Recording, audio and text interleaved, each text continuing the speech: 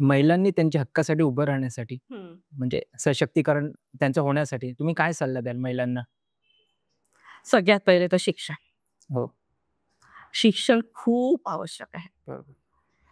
तुमच्या ज्या आहेत ना, तुमचं वैचारिक शक्ती पण वाढते आणि तुम्हाला ती एक अन्यायाला समोरं जाण्याची शक्ती त्याच्यातून मिळते तुम्हाला शिक्षणातून. बरोबर. शिक्षण फक्त पुस्तकी शिक्षणच नसतं. शिक्षणाने खूप फायदे होतात. बरोबर.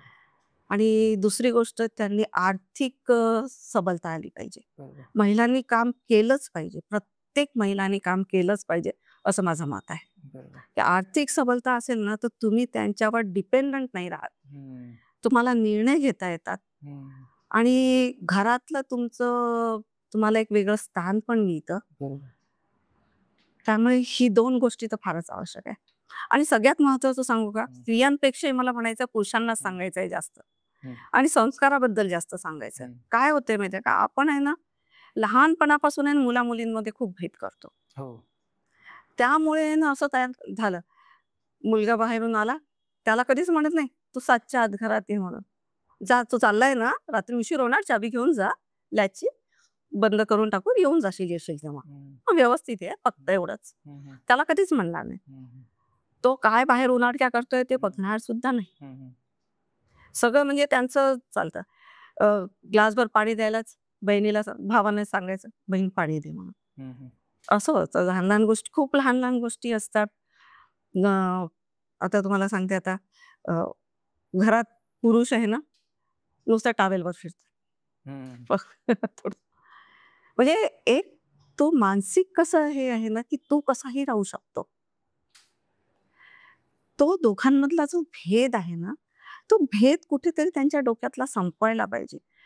महिलांना, पुरुषांना जो सारखं वागवण्याची जी संस्कार आहेत ते दिले पाहिजे. घरातले एकही काम पुरुष करत नाहीत. सगळं स्त्रियांनीच करायला पाहिजे. तर ते त्यांना बरोबरीचं सगळं शिकवलं पाहिजे ना. हं.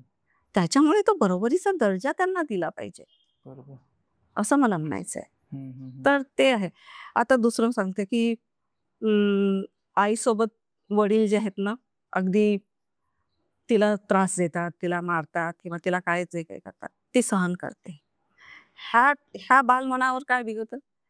स्त्री सहन करण्यासाठीच आहे, आपण तिच्याशी काही केलं तर. बरोबर. हे त्याच्या बालमनावर येतं. हं. म्हणजे हे संस्कार तुम्हाला स्पेशली करायची म्हणजे ते आपोआप घडतात. तुम्ही चांगलं वागा, तर ते आपोआपच चांगले वागते, बरोबर. असं मला म्हणायचं. बरोबर. हे खूप महत्वाचं आहे हे. हां.